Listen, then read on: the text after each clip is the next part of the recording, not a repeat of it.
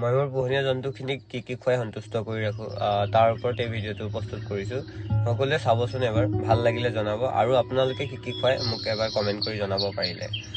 মই মোৰ কুকুৰখিনিৰ কাৰণে সদায় ব্ৰইলাৰ মাংসই আনো, আৰু মই 1 কিলো ব্ৰইলাৰ মাংসৰ তুলনাত এইবিলাক মাংসৰ আধা দামতে পাওঁ।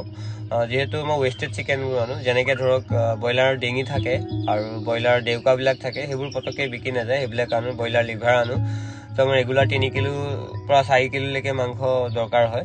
আৰু প্ৰথমতে মই ভাত আৰু ৰঙালাও, স্কোৱাচ, গাজৰ তাৰে অলপমান মিলাই, লগত কাচকল অলপমান মিলাই ভালদৰে বনাই লওঁ।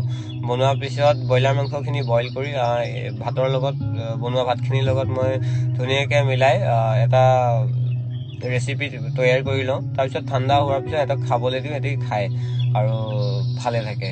আৰু মাজে মাজে মই লিভাৰ দৰৱ, আৰু মাজে মাজে মই মানে কোৰ্চ হিচাপে